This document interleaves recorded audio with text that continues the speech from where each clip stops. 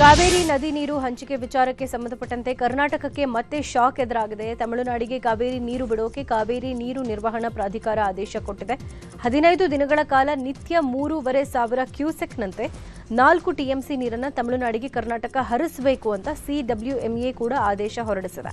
ನೀರಿಲ್ಲದೆ ಸಂಕಷ್ಟದಲ್ಲಿರುವ ಪರಿಸ್ಥಿತಿಯಲ್ಲಿ ಕಾವೇರಿ ಪ್ರಾಧಿಕಾರದ ಆದೇಶ ಕರ್ನಾಟಕಕ್ಕೆ ಶಾಕ್ ಕೊಟ್ಟಿದೆ. ತಮಿಳುನಾಡಿಗೆ ಕಾವೇರಿ ನೀರು ಬಿಡುಗಡೆ ಮಾಡುವಂತೆ ಸಿಡಬ್ಲ್ಯೂಎಂಎ ಆದೇಶದ ಬೆನ್ನಲ್ಲೇ ರಾಜ್ಯ ಸರ್ಕಾರ ಮಹತ್ವದ ಹೆಜ್ಜೆ ಇಟ್ಟಿದೆ. ಭಾನುವಾರದ ತನಕ ನೀರು ಬಿಡದಿರಲಿಕ್ಕೆ ರಾಜ್ಯ ಸರ್ಕಾರ ನಿರ್ಧಾರ ಮಾಡಿದೆ.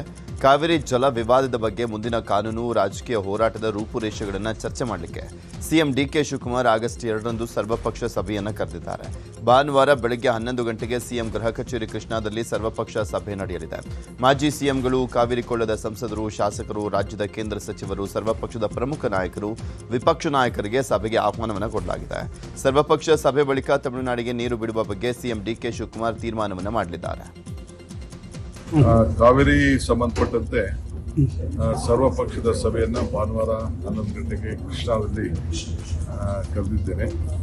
ನಮ್ಮೆಲ್ಲ ಮಾಜಿ ಮುಖ್ಯಮಂತ್ರಿಗಳಿಗೆ ಮತ್ತು ಆ ಭಾಗದ ಸಂಸತ್ ಸದಸ್ಯರಿಗೆ ಎಲ್ಲ ಕೂಡ ಮತ್ತು ಎಲ್ಲ ಪಕ್ಷದ ನಾಯಕರುಗಳಿಗೆ, ಫ್ಲೋರ್ ಲೀಡರ್ಸ್ಗೆ ಕೂಡ ನಾವು ಆಹ್ವಾನವನ್ನು ಕೊಟ್ಟಿದ್ದೇವೆ.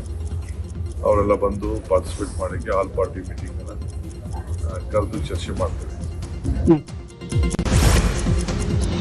ತಮಿಳುನಾಡಿಗೆ ಕಾವೇರಿ ನೀರು ಬಿಡೋಕೆ ಸಿಡಬ್ಲ್ಯೂಎಂಎ ಆದೇಶಕ್ಕೆ ಕನ್ನಡ ಪರ ಸಂಘಟನೆಗಳು ತೀವ್ರ ಆಕ್ರೋಶ ವ್ಯಕ್ತಪಡಿಸಿವೆ. ತಮಿಳುನಾಡಿಗೆ ನೀರು ಬಿಡದಂತೆ ಒತ್ತಾಯಿಸಿ ಕರ್ನಾಟಕ ಬಂದ್ಗೆ ಕರೆ ನೀಡೋಕೆ ಕನ್ನಡ ಪರ ಹೋರಾಟಗಾರರು ಮುಂದಾಗಿದ್ದಾರೆ. ವಾಟಾಳ್ ನಾಗರಾಜ್ ನೇತೃತ್ವದಲ್ಲಿ ಇವತ್ತು ಬೆಂಗಳೂರಿನಲ್ಲಿ ಸಭೆ ನಡೆಯಲಿದ್ದು, ಈ ಸಭೆಯಲ್ಲಿ ಕರ್ನಾಟಕ ಬಂದ್ ಬಗ್ಗೆ ನಿರ್ಧರಿಸಲಿದ್ದಾರೆ. ಸಿಡಬ್ಲ್ಯೂಎಂಎ ಆದೇಶ ಹಿನ್ನೆಲೆ ಕರ್ನಾಟಕ ಬಂದ್ಗೆ ಕರೆ ನೀಡೋಕೆ ಕನ್ನಡ ಪರ ಸಂಘಟನೆಗಳು ನಿರ್ಧರಿಸಿವೆ. ಇವತ್ತಿನ ಕನ್ನಡ ಪರ ಸಂಘಟನೆಗಳ ಸಭೆಯಲ್ಲಿ ರೈತಪರ ಸಂಘಟನೆಗಳು ಕೂಡ ಭಾಗಿಯಾಗಲಿವೆ. ಸಭೆಯಲ್ಲಿ ಕರ್ನಾಟಕ ಬಂದ್ ಬಗ್ಗೆ ತೀರ್ಮಾನ ಆಗಲಿದೆ. ನೀರು ಬಿಟ್ಟರೆ ಉಗ್ರ ಹೋರಾಟ ಮಾಡ್ತೀವಿ ಅಂತ ಪ್ರವೀಣ್ ಶೆಟ್ಟಿ ಎಚ್ಚರಿಕೆ ಕೊಟ್ಟಿದ್ದಾರೆ.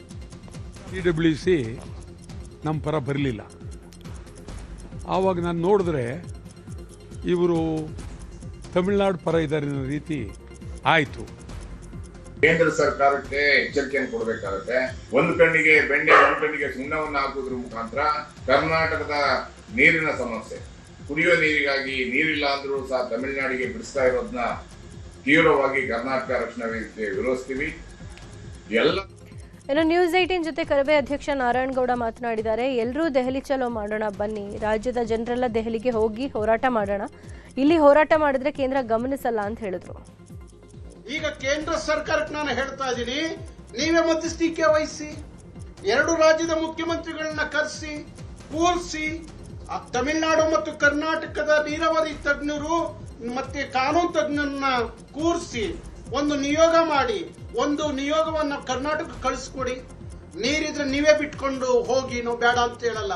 ಅದು ಫಿಲಂ ಚೇಂಬರ್ ಅಧ್ಯಕ್ಷೆ ಜಯಮಾಲಾ ರಾಕ್ಲೈನ್ ವೆಂಕಟೇಶ್ ಮಾತನಾಡಿ, ನಾವು ರೈತರ ಪರ ಇದ್ದೀವಿ, ನೆಲ, ಜಲ, ಭಾಷೆ ಅಂದಾಗ ನಾವೆಲ್ಲ ಒಂದೇ ಅಂತ ಹೇಳಿದ್ದಾರೆ. ಅವತ್ತು ಮಹದಾಯಿ ಇರ್ಬೋದು, ಇವತ್ತು ಕಾವೇರಿ 4 ಟಿಎಂಸಿ ನೀರನ್ನು ಬಿಡಬೇಕು ಅಂತ ಹೇಳಿದ್ದಾರೆ. ಒಂದು ಕಡೆ ಬರ, ಇನ್ನೊಂದು ಕಡೆ ಇವತ್ತಿನ ದಿನ ನಮಗೆ ಕುಡಿಯಕ್ಕೆ ನೀರಿಗೆ ತೊಂದರೆ ಆಗ್ತಿದೆ, ಮಳೆ ಬರ್ತಿಲ್ಲ ಸರಿಯಾಗಿ. ಇಂಥ ಸಂದರ್ಭದಲ್ಲಿ ನಾವೆಲ್ಲರೂ ಕೂಡ ವಾಣಿಜ್ಯ ಮಂಡಳಿ, ಪ್ರತಿ ಚಿತ್ರರಂಗ, ಕನ್ನಡ ಚಿತ್ರರಂಗ ಸಂಪೂರ್ಣವಾಗಿ ನಾವು ರೈತ ಬಾಂಧವರ ಜೊತೆಯಲ್ಲಿ ನಾವಿದ್ದೀವಿ ಅಂತ ಹೇಳಲಿಕ್ಕೆ ಈ ಮೂಲಕ ನಾವು ಹೇಳಲಿಕ್ಕೆ ಇಚ್ಛಿಸ್ತೇವೆ. ಚಿತ್ರರಂಗದಲ್ಲಿ ಇವತ್ತಲ್ಲ, ಎಷ್ಟೋ ವರ್ಷಗಳಿಂದ ಡಾಕ್ಟರ್ ರಾಜ್ಕುಮಾರ್ ಅವರ ಹಾದಿಯಲ್ಲಿ ಈ ಒಂದು ಸಮಸ್ಯೆ ಬಂದಾಗ, ನಾಡು, ನುಡಿ, ಜಲ, ಭಾಷೆ ವಿಷಯ ಬಂದಾಗ, ಅದು ಇಂಥ ಸಂದರ್ಭದಲ್ಲಾದರೂ ಚಿತ್ರರಂಗನ ಬಂದ್ ಮಾಡಿ ಹೋರಾಟಕ್ಕೆ ಹೊರಟಿದೆ. ಸಿಡಬ್ಲ್ಯೂಎಂಎ ಆದೇಶದ ಬಳಿಕ ಮಂಡ್ಯದಲ್ಲಿ ಕಾವೇರಿ ಕಿಚ್ಚು ಹೆಚ್ಚಾಗಿದೆ. ಇಂದು ಕೆಆರ್ಎಸ್ಗೆ ಬಿಜೆಪಿ ನಾಯಕರ ನಿಯೋಗ ಭೇಟಿಯನ್ನು ಕೊಡ್ತಾ ಇದೆ. ಬಿಜೆಪಿ ರಾಜ್ಯಾಧ್ಯಕ್ಷ ವಿಜೇಂದ್ರ ಹಾಗೂ ಮಾಜಿ ಸಿಎಂ ಯಡಿಯೂರಪ್ಪ ನೇತೃತ್ವದಲ್ಲಿ ಬೃಹತ್ ಪ್ರತಿಭಟನೆ ನಡೆಯಲಿದೆ.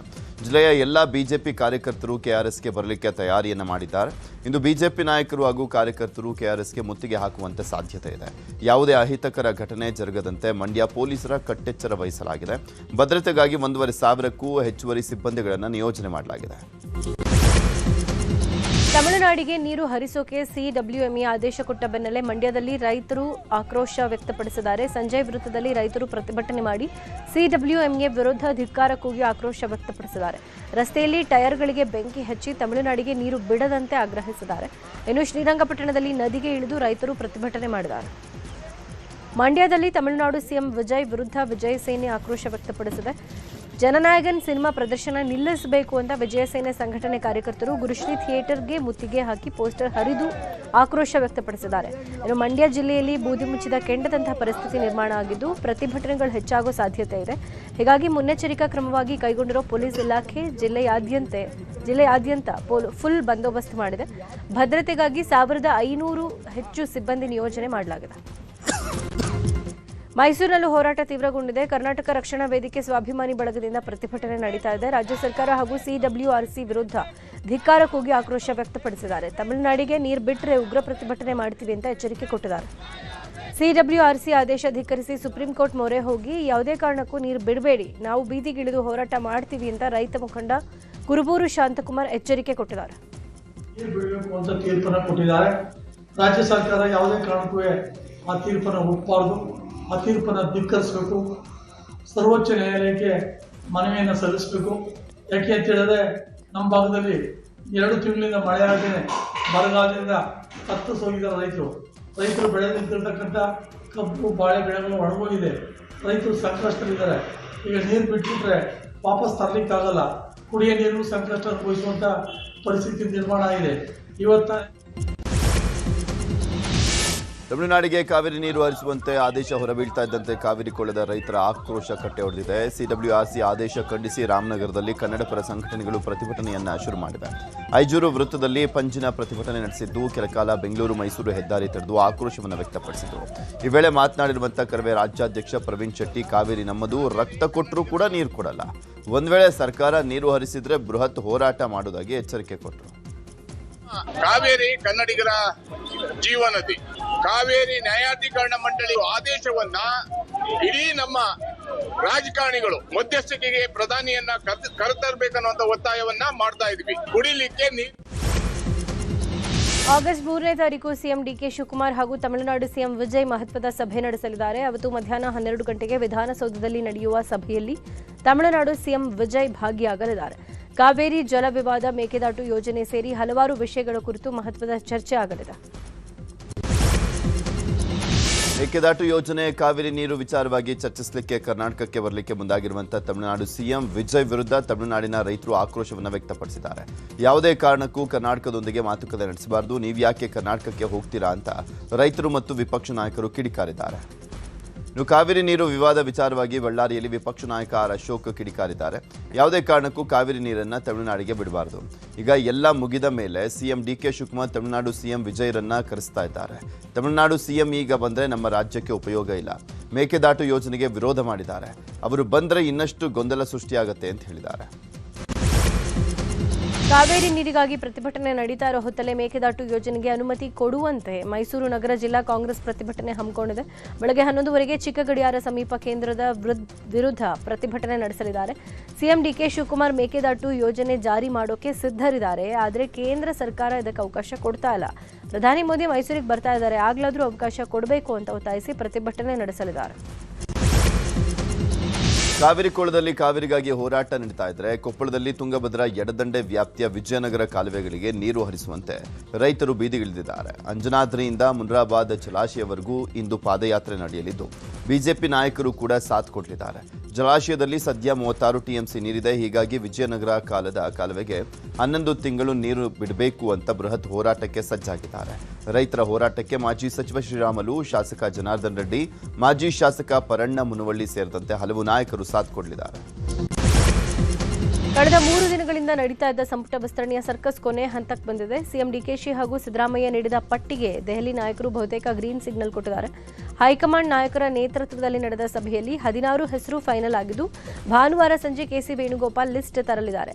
ಅವತ್ತೇ ನೂತನ ಸಚಿವರ ಹೆಸರು ಹೊರಬೀಳಲಿದ್ದು ಸೋಮವಾರ ಸಂಪುಟ ವಿಸ್ತರಣೆಯಾಗುವ ಸಾಧ್ಯತೆ ಇದೆ. ಹೀಗಾಗಿ ಸಿಎಂ ಡಿಕೆ ಶಿವಕುಮಾರ್ ಕಳೆದ ರಾತ್ರಿನೇ ಬೆಂಗಳೂರಿಗೆ ವಾಪಸ್ ಆಗಿದ್ದಾರೆ. ಸಚಿವ ಸ್ಥಾನಕ್ಕಾಗಿ ಬೀಡು ಬಿಟ್ಟಿದ್ದ ಸಚಿವಾಕಾಂಕ್ಷಿಗಳು ಕೂಡ ಬೆಂಗಳೂರಿಗೆ ವಾಪಸ್ ಆಗಿದ್ದಾರೆ. ವಿಜಯಾನಂದ ಕಾಶಪ್ಪನವರ್, ಜಿಎಚ್ ಶ್ರೀನಿವಾಸ್, ಶಿವರಾಜ್ ತಂಗಡಗಿ, ನಯನ ಮೋಟಮ್ಮ, ಬಸವರಾಜ ರಾಯರೆಡ್ಡಿ, ಪುಟ್ಟರಂಗ ಶೆಟ್ಟಿ ಸೇರಿದಂತೆ 11ಕ್ಕೂ ಹೆಚ್ಚು ಶಾಸಕರು ಬೆಂಗಳೂರು ಏರ್ಪೋರ್ಟ್ಗೆ ವಾಪಸ್ ಆಗಿದ್ದಾರೆ. ಸಂಪುಟ ವಿಸ್ತರಣೆ ಕುರಿತು ದೆಹಲಿಯಿಂದ ವಾಪಸ್ ಆಗಿದ್ದಂಥ ಶಾಸಕರು ಪ್ರತಿಕ್ರಿಯೆಯನ್ನ ಕೊಟ್ಟಿದ್ದಾರೆ. ದೆಹಲಿಯಲ್ಲಿ ಮಾತನಾಡಿರುವಂಥ ಬಸವರಾಜ ರಾಯರೆಡ್ಡಿ, ಸೋಮವಾರ ಸಚಿವರ ಪ್ರಮಾಣ ವಚನ ಕಾರ್ಯಕ್ರಮ ಇದೆ, ವರಿಷ್ಠರು ಪಟ್ಟಿ ಫೈನಲ್ ಮಾಡಿ ಕಳಿಸಲಿದ್ದಾರೆ ಅಂತ ಮಾಹಿತಿಯನ್ನು ಕೊಟ್ಟರು. ಇತ್ತ ಬೆಂಗಳೂರಿನಲ್ಲಿ ಮಾತನಾಡಿರುವಂಥ ಮಾಜಿ ಸಚಿವ ಶಿವರಾಜ್ ತಂಗಡಗಿ, ಹೈಕಮಾಂಡ್ ನಿರ್ಧಾರಕ್ಕೆ ಬದ್ಧರಾಗಿ ಕೆಲಸ ಮಾಡ್ತೇವೆ, ನಾನು ಸಚಿವನಾಗ್ತೇನೆ ಅನ್ನುವಂಥ ವಿಶ್ವಾಸವಿದೆ ಅಂತ ಹೇಳಿದರು. ಇದೇ ವಿಚಾರವಾಗಿ ವಿಜಯಾನಂದ ಕಾಶಪ್ಪನವರ್, ನಯನ ಮೋಟಮ್ಮ, ಶಿವಲಿಂಗೇಗೌಡ ಸೇರಿದಂತೆ ಹಲವರು ರಿಯಾಕ್ಟ್ ಮಾಡಿದ್ದಾರೆ. ಸೋಮವಾರದ ಹೊತ್ತಿಗೆ ಮುಖ್ಯಮಂತ್ರಿಗಳು ಹೇಳಿದ್ದಾರೆ ಮತ್ತು ಇವತ್ತು ಪಕ್ಷದ ವರಿಷ್ಠರು ಅವರು ಕುಂತು ಸಮಾಲೋಚನೆ ಮಾಡಿದ್ದಾರೆ. ಯಾರ್ಯಾರಿಗೆ ಕೊಡಬೇಕು ಅನ್ನೋದು ಪ್ರಾತಿನಿಧ್ಯ ಕೊಡಬೇಕನ್ನೋದನ್ನು ವರಿಷ್ಠ ಮಂಡಳಿ ತೀರ್ಮಾನ ಮಾಡ್ತಾರೆ. ಮುಖ್ಯಮಂತ್ರಿಗಳಿಗೆ ಆದೇಶ ಬರ್ತದೆ. ಮುಖ್ಯಮಂತ್ರಿಗಳು ಸೋಮವಾರ ರಾಜ್ಯಪಾಲರಿಗೆ ಹೇಳಿ ಶಪಥ ನೀಡಬಹುದು ಅಂತ ಶಪಥ ಕೊಡಿಸ್ತಾರೆ. ಹೈಕಮಾಂಡು, ಮುಖ್ಯಮಂತ್ರಿಗಳು, ಮಾಜಿ ಮುಖ್ಯಮಂತ್ರಿಗಳು, AICC ಅಧ್ಯಕ್ಷರು ರಾಹುಲ್ ಗಾಂಧಿಯವರು ಎಲ್ಲರೂ ಕುಂತು ಸಭೆಯನ್ನು ಮಾಡಿ ಒಂದು ಪಟ್ಟಿಯನ್ನು ಮಾಡಿದ್ದಾರೆ ಅಂತ ನಮಗೆ ಬಂದ ಮಾಹಿತಿ. ನನಗೂ ವಿಶ್ವಾಸ ಇದೆ, ನನಗೆ ಅವಕಾಶ ಸಿಗುತ್ತಾ ಅಂತ ನಾನು ವಿಶ್ವಾಸದಿಂದ ಇದ್ದೀನಿ. ನೋಡೋಣ, ನಾಳೆ ಆಗುತ್ತೋ ನಾಡ್ದಾಗತ್ತೋ ಅನೌನ್ಸ್ ಆಗುತ್ತೆ. ಒಟ್ಟು ವಿಶ್ವಾಸದಿಂದಂತೂ ಇದ್ದೀನಿ. ಬಂದು ಬೆಂಗಳೂರಲ್ಲಿ ಠಿಕಾಣಿ ಕೂಡ ಹೂಡಿಬಿಟ್ಟಿದ್ದಾರೆ. ಅದೇ ಒಂದು ಆಸೆ ಭಾವ ನಿರೀಕ್ಷೆಯನ್ನು ಭಾಳ ವಿಶ್ವಾಸ ಆತ್ಮಸಾಕ್ಷಿಯನ್ನು ಇಟ್ಕೊಂಡು ನಾವು ಹೋಗಿದ್ದೀವಿ. ಈಗಾಗಲೇ ನಮ್ಮ ವರಿಷ್ಠರು, ನಮ್ಮ AICC ಅಧ್ಯಕ್ಷರಂಥ ಮಲ್ಲಿಕಾರ್ಜುನ್ ಖರ್ಗೆ ಸಾಹೇಬರು, ನಮ್ಮ KC ವೇಣುಗೋಪಾಲ್ ಸಾಹೇಬರು, ರಣದೀಪ್ ಸಿಂಗ್ ಸುರ್ಜೇವಾಲಾ ಅವರು ಈಗಾಗಲೇ ಇವತ್ತು ಸಾಯಂಕಾಲ ತಾನೇ ಮೀಟಿಂಗ್ ಆಗಿದೆ. ಬಹುತೇಕ ಇಲ್ಲಪ್ಪ, ನಮ್ಗೆ ಯಾರಿಗೂ ಏನೂ ಸುದ್ದಿ ಕೊಟ್ಟಿಲ್ಲ. ಏನಾದರೂ CM ಅವ್ರನ್ನ ಭೇಟಿ ಆಗಿದ್ರು?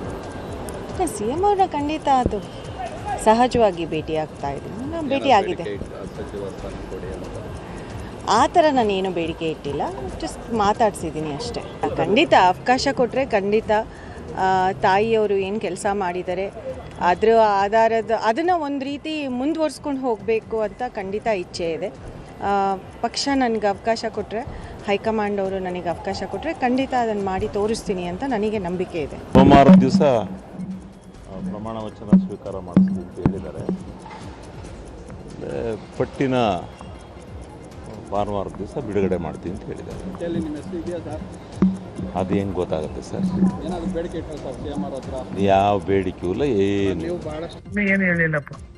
ಭೇಟಿ ನಡೀತು, ನಾವು ಇದ್ವಿ, ಆಮೇಲೆ ಹೇಳ್ತೀವಿ ನಿಮ್ಗೆ. ಇದು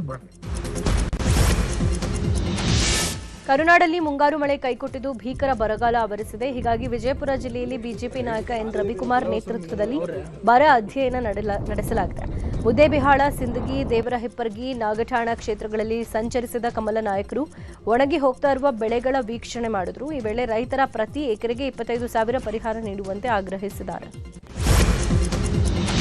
ಬಿಜೆಪಿ ರಾಷ್ಟ್ರೀಯ ಸಂಘಟನಾ ಕಾರ್ಯದರ್ಶಿ BL ಸಂತೋಷ್ ಪುತ್ತೂರು ಬಿಜೆಪಿ ಕಚೇರಿಗೆ ಭೇಟಿ ನೀಡಿದ್ರು. ಇದೇ ವೇಳೆ ಪಕ್ಷದ ಮುಖಂಡರು ಹಾಗೂ ಕಾರ್ಯಕರ್ತರೊಂದಿಗೆ ಸಮಾಲೋಚನೆಯನ್ನ ಮಾಡಿದ್ರು. ಬಳಿಕ ಬಿಜೆಪಿ ಕಚೇರಿಯಲ್ಲಿ ನಡೆದಂತ ಸಭೆಯಲ್ಲಿ ಕಾರ್ಯಕರ್ತರನ್ನು ಉದ್ದೇಶಿಸಿ ಮಾತನಾಡಿದಂತ ಅವರು ಪಕ್ಷ ಸಂಘಟನೆ ಬಲವರ್ಧನೆ, ಸಂಘಟನಾ ಚಟುವಟಿಕೆಗಳು ಹಾಗೂ ಮುಂದಿನ ಕಾರ್ಯತಂತ್ರಗಳ ಕುರಿತು ಮಾರ್ಗದರ್ಶನವನ್ನ ಕೊಟ್ಟರು.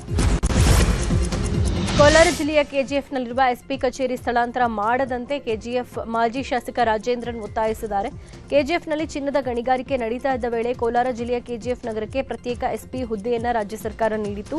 ಹೀಗಾಗಿ ಒಂದೇ ಜಿಲ್ಲೆಗೆ 2 ಹುದ್ದೆಗಳ ನೀಡಿರೋ ಬಗ್ಗೆ ಆಗಾಗ್ಗೆ ಚರ್ಚೆಗಳು ನಡೀತಾನೆ ಇವೆ. ಇದೀಗ ಎಸ್ಪಿ ಹುದ್ದೆ ಸ್ಥಳಾಂತರ ಆಗೋ ಮಾಹಿತಿ ಹರಿದಾಡ್ತಾ ಇರೋ ಹಿನ್ನೆಲೆ ಮಾತನಾಡಿರೋ ಕೆಜಿಎಫ್ ಮಾಜಿ ಶಾಸಕ ರಾಜೇಂದ್ರನ್, ಎಸ್ಪಿ ಕಚೇರಿ ಸ್ಥಳಾಂತರ ಮಾಡದಲ್ಲಿ ಕೆಜಿಎಫ್ ಬಂದ್ಗೆ ಕರೆ ನೀಡಿ ಸರ್ಕಾರದ ವಿರುದ್ಧ ಪ್ರತಿಭಟನೆ ನಡೆಸ್ತೀವಿ ಅಂತ ಎಚ್ಚರಿಕೆ ಕೊಟ್ಟಿದ್ದಾರೆ.